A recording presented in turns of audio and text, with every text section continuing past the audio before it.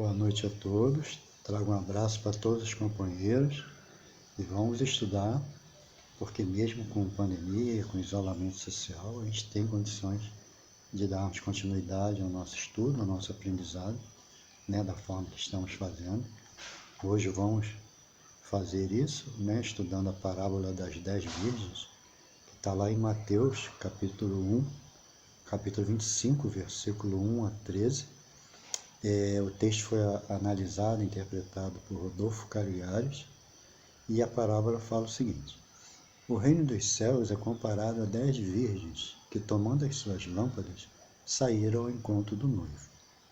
5 dentre elas eram imprudentes e 5 prudentes.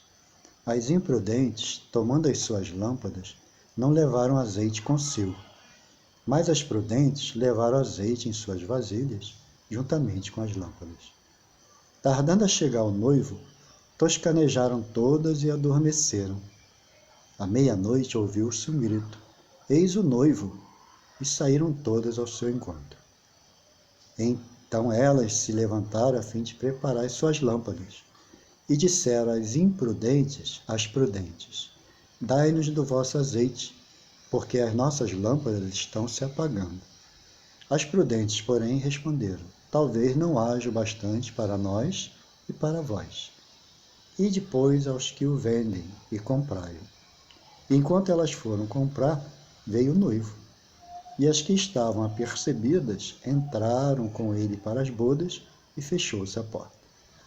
Depois vieram as outras virgens e disseram: Senhor, Senhor, abre-nos a porta. Mas ele respondeu: em verdade vos digo que não vos conheço. Portanto, vigiai, porque não sabeis nem o dia, nem a hora. Então, na realidade, essa parábola, que está em Mateus capítulo 25, versículo de 1 a 13, primeiro temos que entender o que acontecia na época, porque Jesus utilizava os exemplos da época para deixar ensinamentos para nós.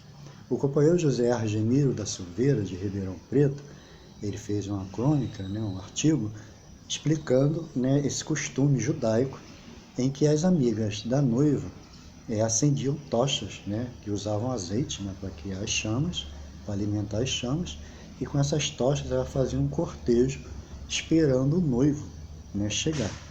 Assim que o noivo chegava, era muito escuro lá, todos entravam para casa, a porta se fechava e ninguém mais entrava. Então, Jesus pegou esse contexto, que ele observava essas coisas que aconteciam e aproveitou esse acontecimento e deixou para nós um outro ensinamento. E que, na realidade, na interpretação de Jesus, na realidade, as 10 virgens se dividiam, umas 5 imprudentes e 5 prudentes. As imprudentes representam aqueles que se preocupam apenas em condenar, condena o pecado, condena o mundo, condena o sexo, as coisas do mundo não servem para a gente, não pode ver televisão, não pode fazer isso, não pode fazer aquilo.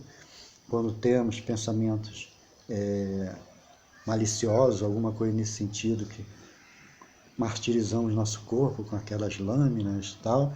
Então, na realidade, a gente prefere dizer que somos bons e botamos a culpa nas outras pessoas. Então, é o que a gente chama daqueles dos religiosos que são da boca para fora, que muitas vezes nós somos somente da boca para fora. A gente conhece a doutrina espírita e conhece algumas coisas, às vezes a gente fala que pratica, mas quando acontece alguma coisa que prova realmente o nosso aprendizado, a gente demonstra que não aprendeu, se revolta, se chateia contra Deus. Então, isso realmente é somente da boca para fora, isso é imprudência, como você falar da verdade, vamos praticar a verdade de Jesus. Mas qual é a verdade de Jesus? Jesus falou que a verdade nos salvaria das imperfeições, da ignorância. Mas conhecemos essa verdade? Lógico que não. Então, na realidade, as imprudentes seriam quando a gente age dessa forma, sem entendimento, fé cega, aquela situação toda, sem evoluir muito, criando mais problemas do que evolução. Já as virgens prudentes retratam aqueles que, além dos cuidados que tomam para se manterem incorruptíveis, trata também de prover-se do azeite das virtudes. Então, aquele azeite que alimenta a tocha lá no costume, no cortejo judaico, Jesus utiliza como se fossem as virtudes. Temos que adquirir virtudes que vão alimentar o nosso entendimento, a nossa compreensão, e a gente vai começar a agir de uma forma diferente. É como aquela questão da árvore que dá maus frutos, né? E depois de tratada, cuidada, adubada, seja lá como for, a árvore passa a dar bons frutos, que é o que Jesus fala, que a árvore boa é aquela que dá bons frutos.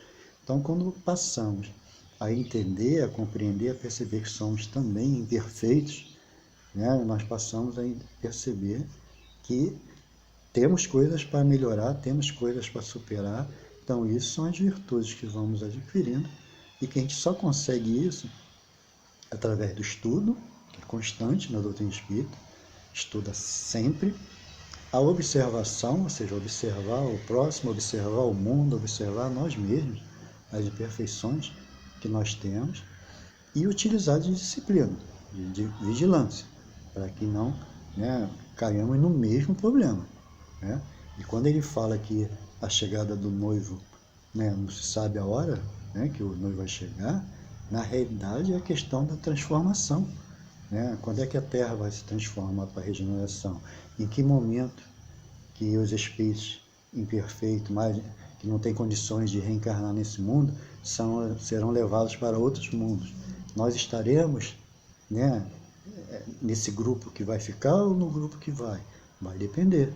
Somos imprudentes ou prudentes? Né? Então, quando ele fala também que as prudentes não quiseram ceder, né, o azeite para as imprudentes, é em relação às virtudes, já que o azeite são virtudes, as virtudes não podem ser transferidas, elas têm que ser conquistadas. Então é igual a questão do amor, quando a gente estuda, né, em diversos estudos que fala que o amor não é uma coisa, o amor é um conjunto de coisas, é um grupo de coisas. Né? Quem tem mais de virtudes, mais amor tem. Quem tem virtudes em graus maiores, mais elevados, o amor é mais elevado. Por isso que a gente percebe que o amor de Jesus a gente não tem como comparar, né? Porque Jesus possui virtudes que desconhecemos, que nem sabíamos que existe ainda. Né? Então, a prudência está justamente em correr atrás e aprender. Porque que hora que chegará o noivo? Que hora que vai haver a mudança? Seremos pegos de surpresa? Será que vamos desencarnar e depois ficar no ranger de dentes, lamentando porque não aproveitamos as oportunidades? Vamos para uma reunião mediúnica pedir ajuda, socorro? Então, eles chamam a atenção justamente para a gente perceber que é aqui, nesse momento, na nossa existência, que a gente tem que aproveitar. Né? Então, ele fala, então será inútil clamar, Senhor, Senhor, abre-nos a porta, porque o Cristo não responderá. Né? Nos responderá, não vos conheço. Né?